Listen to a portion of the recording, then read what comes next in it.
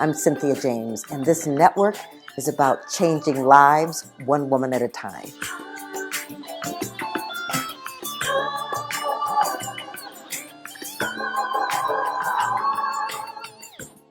Welcome to Women Awakening. I'm your host, Cynthia James, and I get the distinct honor of celebrating women.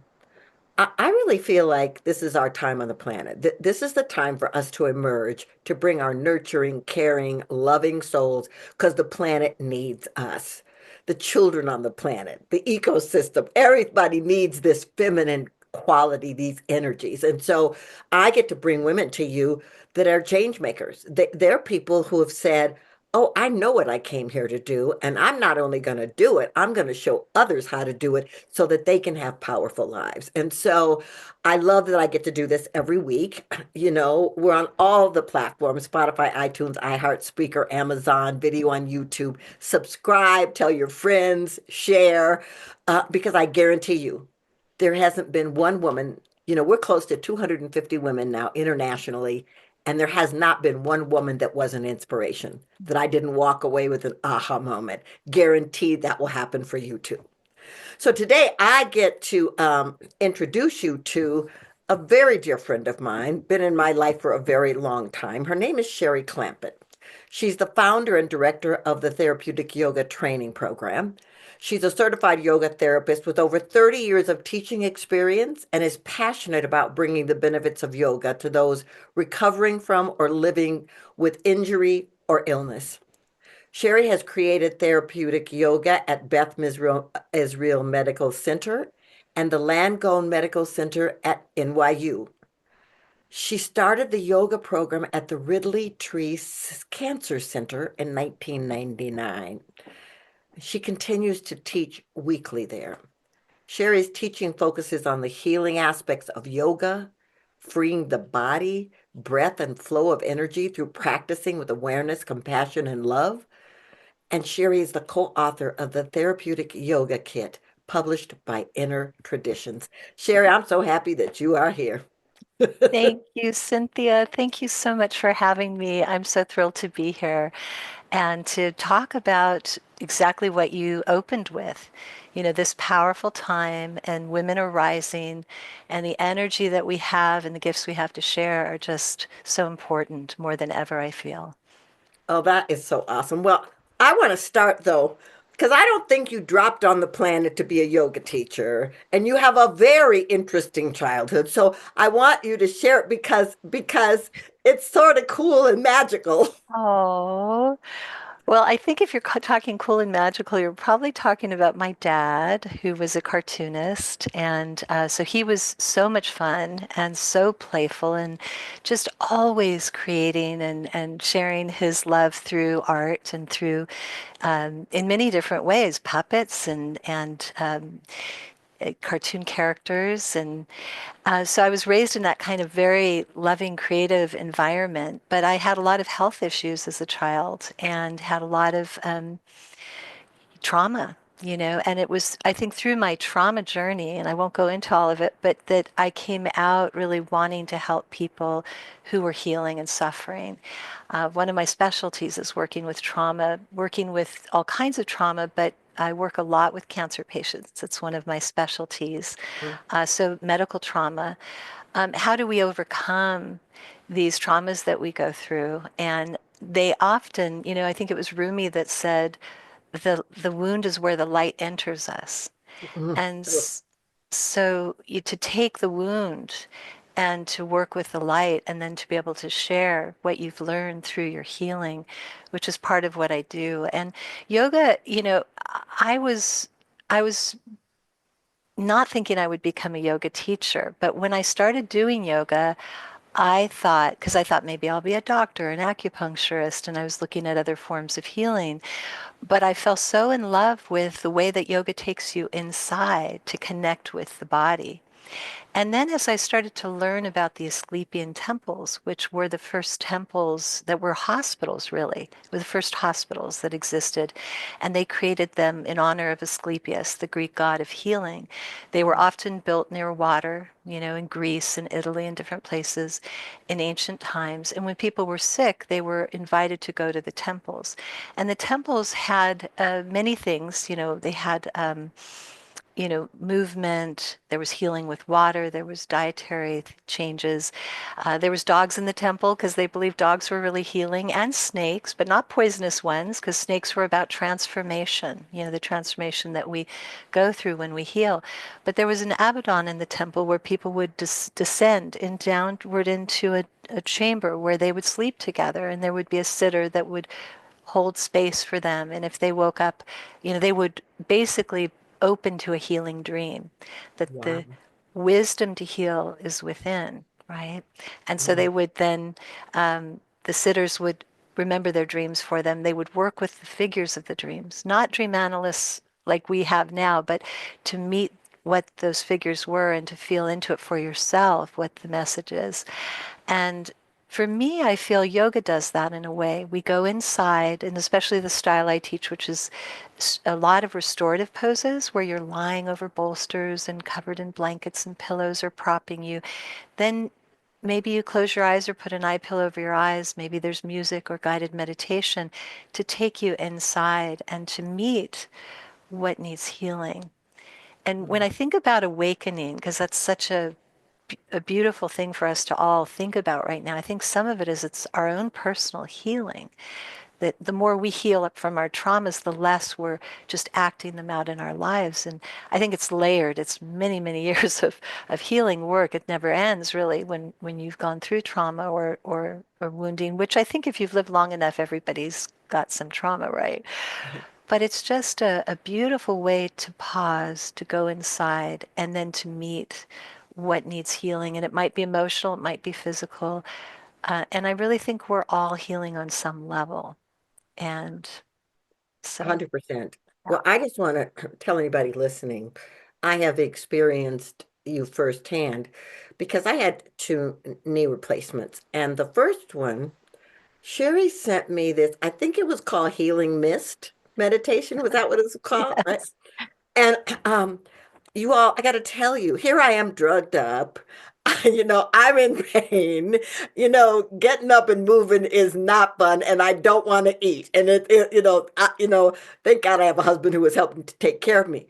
But her meditations were the one thing that would just take me right into center, no matter where I was. And I mean, I've done yoga stuff with you before, but to not be able to really move well, but to have that breathing and that energy bringing me to center, it's so important. So I want to talk a little bit about breath.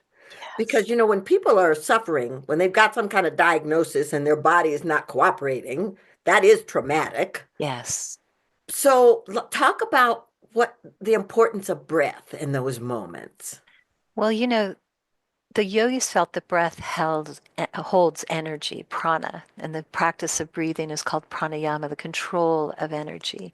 And so when we're dealing with that kind of difficult moment, maybe you've just been given a diagnosis or you're not able to relax in your body or you're in pain, or by accessing the breath, which is, it's interesting because it's part of our autonomic system. We don't have to think to breathe, it happens without us thinking, but it also can be controlled. Therefore, we can control the physiology of our bodies by controlling our breath. So, for instance, one of the things that happens is every moment there's a part of our brain that's asking, am I safe? Am I safe? Am I safe? And if there's a no, so let's say you've been diagnosed with cancer, you feel that no is inside of you. And then you go into a stress response where the tendency is for the breath to become shallow and short in the upper chest. And that just keeps you stuck in the stress response. And people can get stuck in that stress response for years, months, years, and that can really cause even more trouble for your body that's trying so hard to heal. So, for instance, by lengthening your exhalation, breathing, a natural inhalation. We can all do it together right now, just taking a breath in, preferably through the nose because it filters the air and warms it for the lungs. But you can breathe through your mouth if it's stuffy, and you just take a breath in, and then you lengthen your exhalation maybe twice as long. So if you're inhaling for a count of 5, you exhale for a count of 10, or inhale for a count of 4, exhale for longer. And you have to find your own ratio because depending on how your lungs are doing and everything else. But it's a quick way to start to turn off the stress response. When we're in stress, our body is trying to deal with that stress. So it can't focus very well on mending and healing and digestion and all of that. So sometimes just by de-stressing with deep breathing, but then there's many other things that we can do to de-stress. But the breath is powerful and it's always at the tip of your nose. So you're having a difficult conversation, you can breathe and that can calm your nervous system. I often say we can't control everything around us, but we can control our response and we can do things like breath work to just support ourselves and how we fare through all that life brings. That is such a beautiful thing. One of the things I noticed, because I work with a lot of different people who've had different traumas, and they stop breathing. It's like they get stressed and they stop, they hold their breath, which is like the worst thing you can do to open the body. So I want you to go a little deeper into restorative yoga, because I don't know that people know that there's different kinds of yoga. Right. Yeah, for instance, just before getting on, I taught 2 classes online for my local cancer center. We went online during the pandemic, but we stayed online, and it's quite easy to do online because you can be in your home, you can grab your pillows, and we use props for restorative yoga. And so the idea, and really, if you think about restorative yoga, there's different kinds of yoga. So there's the yang yoga where you're striving and you're pushing and you're getting stronger. And it's a great style of yoga for certain times in your life. But when you've had a surgery or you're fatigued or you're going through a difficult emotional time, sometimes just being held by props, literally held, you're lying back, let's say in a back bend where there's bolster behind your back and a pillow at your head. Maybe your legs are open in butterfly or straight out in front of you. And you can just rest there. You're getting this wonderful stretch for the front of your body, and it opens the heart, it opens the energy flows through some really important meridian lines. Um, that's just one restorative pose, though. There's many, many poses, and you stay for quite some time, 5, 10, 15 minutes. So it's so restful. And as you first come into it, you'll feel like, okay, and you get all settled and you make sure everything feels just right. And then you start sinking into the pose and sinking, grounding. And it's interesting in a lot of different teachings about meditation. The lying down meditations are for healing. The seated Mhm. meditations are for wisdom. The standing meditations are for connecting to our strength.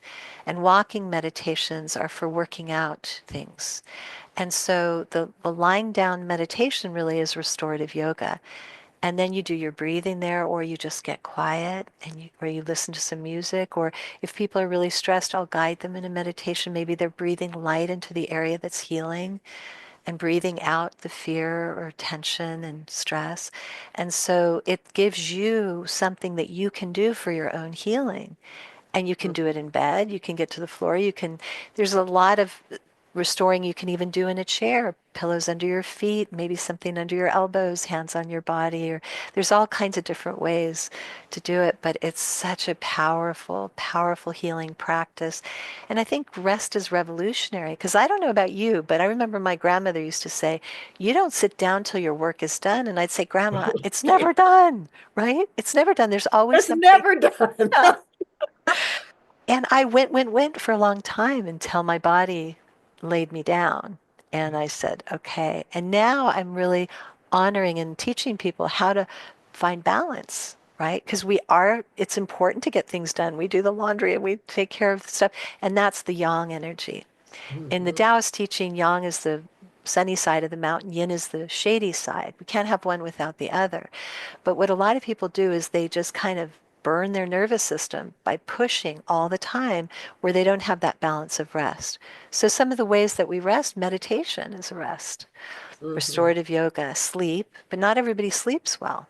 That's right. So it's finding ways. And I was working with somebody yesterday and I said, I want you to lay down for 10, 15 minutes every day and just do some breathing and focus on, what we were working with.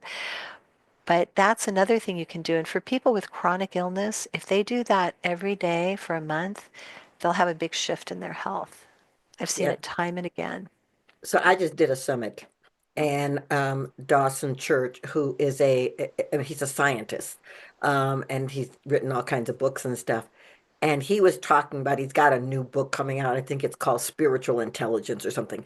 But he was talking about the importance of consistency over a 30-day period. Yes. What it does to bring everything into sync and calm things down. And I just love that the healers are all talking about it from different points of view. Yes, yes, we're all Really. kind of tuning in, and sharing it in our different ways. It's so big change also for the neurons and the pathways in the brain when you stick to something for 30 days. I'm sure he was mentioning that. 100%. I want to talk because you mentioned as a child, there were a lot of health issues and things. Could you just talk a little bit, because I want people to know that people who are master teachers or healers or whatever, we're still human. We're all going through our own human experiences. So, talk to me a little bit about the process you went through of finding your own path to healing. Wow. Well, when I was young, I just survived, right? Been And there, did, done that. yeah, Yeah. didn't really know how to handle it, so I embodied a lot of it. And then I got sick in my 20s. And that was when I met a doctor, and he said, a really interesting doctor, because he had been an emergency room surgeon, and um, he was a Haikomi therapist, Native American type of therapy. He was, worked with homeopathy and emotions and all this. And he started to work with me when I was recovering from this big illness. And he said, "You're sitting on a load of rage." And I said, "Oh no, I'm very spiritual." And then he said, he said, "No." And I want you to take a towel and I want you to just start squeezing it and say, "I'm angry." See if anything comes up. And he showed me how to do it in his office, and I just started shaking. And my illness was in my pelvis. That's where a lot of my wounding was. And I ended up, and it was procedures. I had a lot of medical procedures and things, and as I started to work with it and started to process it and started to really feel the feelings around being stuck, not being able to run, fight, or flee, and having these painful procedures, um, I started to feel the energy flowing in my body again. And I went from possibly needing a hysterectomy to having healing it and not needing that. And I was hoping to have children. I wasn't able to, but that was the impetus of me to try anything I could to heal before the surgery if I could. So, we all have so much power to heal within. But one of the things I feel that's really important is to feel the feelings. We can't bypass past the darker shadow emotions. We have to go into those to come into the lighter, freer feelings. Mhm. And so for me, m- my mom used to call her church the happy church. And so everything was very, positive. We're going to stay positive all the time, which is great. But I didn't learn how to go into the shadow that was sitting in my body and making me sick. And when I Yeah. started to work with that, so that was a big part of my healing in my 20s. And then yoga, going in and moving and feeling. And I cried a lot in yoga classes. I worked through so much emotional pain there. And then just befriending my body, starting to love it and care for it like a dear friend. And that was a huge turning point to healing because when you're sick so much, you just see your body as like this thing you're trying to get away from. But when you start to love it and befriend it and listen to it and let it guide you, you start healing and getting stronger, and you can often recover from things that seem insurmountable. And I've seen it. So it's one of the pieces of my work with people privately that I really work on is the relationship that we have. And if our body tells us something, we get a hit of something, to not just push it off, to listen, to follow those intuitions. And I was reading your book, and I was really touched by your your relationship with the mother, grandmother, and the psychic qualities that they had and the gifts. Because I think that's also one gift that women have. I think men do too, but I think that we really, when we use that, it's one of our superpowers, right? 100%. Yeah. Yeah. And part Yeah. of it's And honoring what you get, right?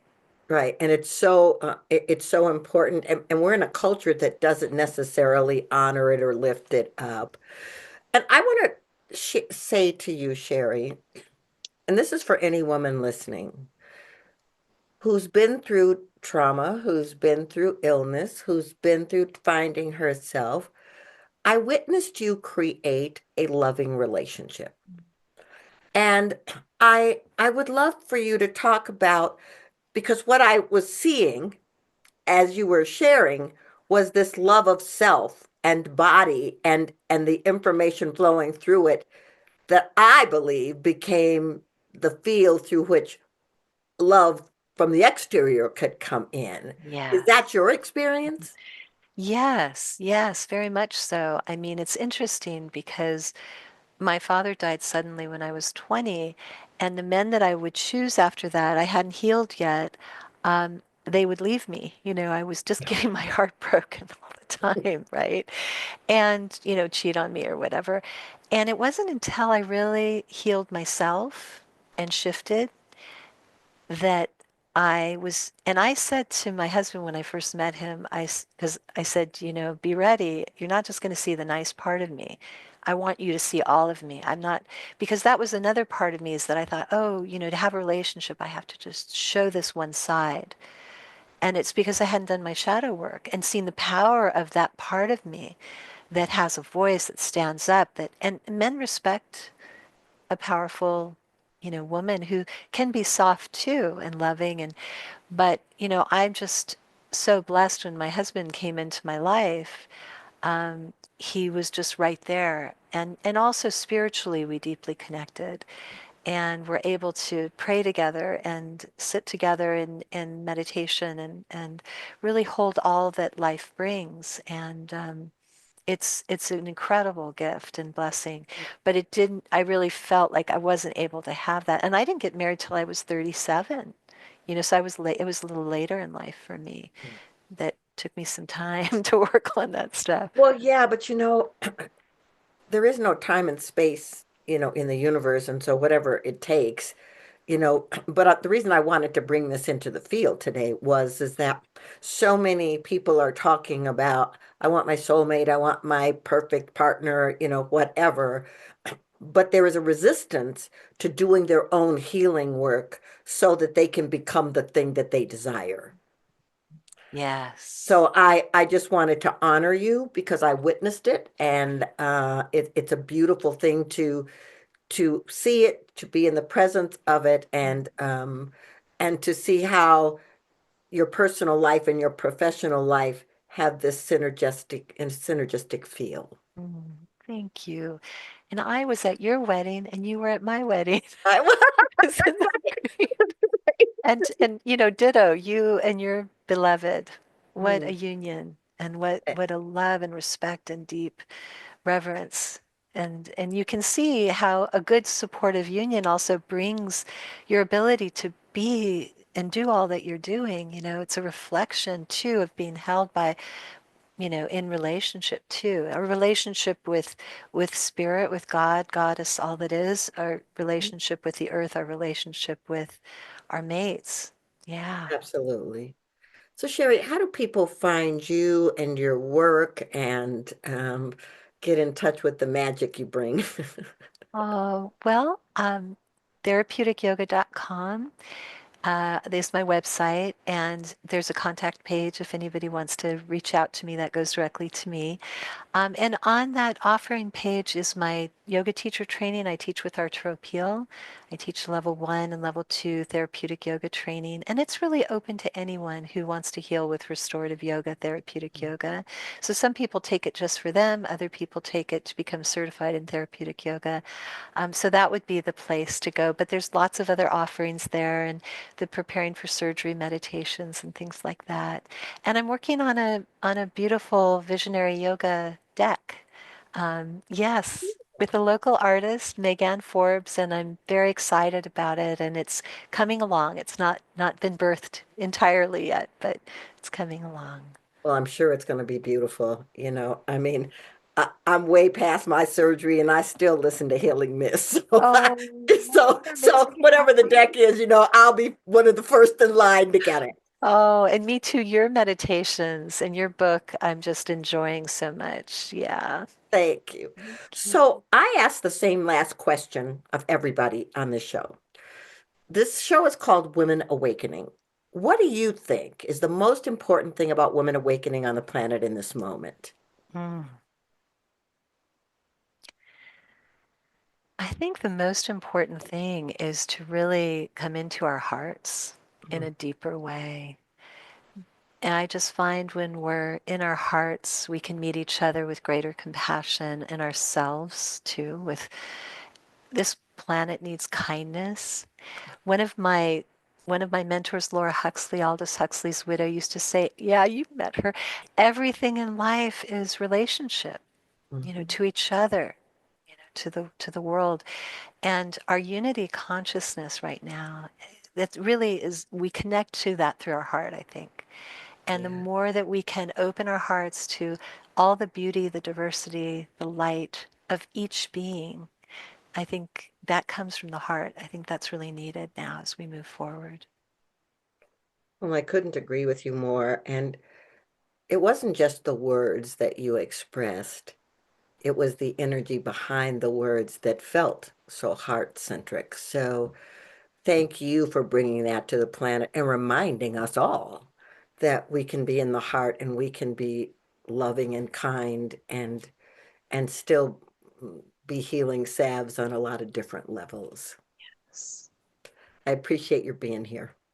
Thank you, Cynthia, so much. Such an honor to have this time with you. And Right. thank you to your listeners. Yeah. All right, everybody. I say the same thing, different way at the end of this show. You know, the core of your being is healthy. You dropped on this planet whole, perfect, complete, and you were so loved that the universe knew that it needed your energy and your body temple to come here to be a healing salve. So whatever you have to do that to be reminded of your health and your well-being and your strength and your kindness and your caring. You are powerful beyond measure. And just like Cheri, we've all been through stuff, but your determination to be strong and healed and whole is the thing that will transform this planet. I love you so much. I'm so grateful you're here. If you need anything from me, it's cynthiajames.net. And know that I'm grateful that we get to play together and that you get to meet my friends. I love you, and we'll talk to you soon.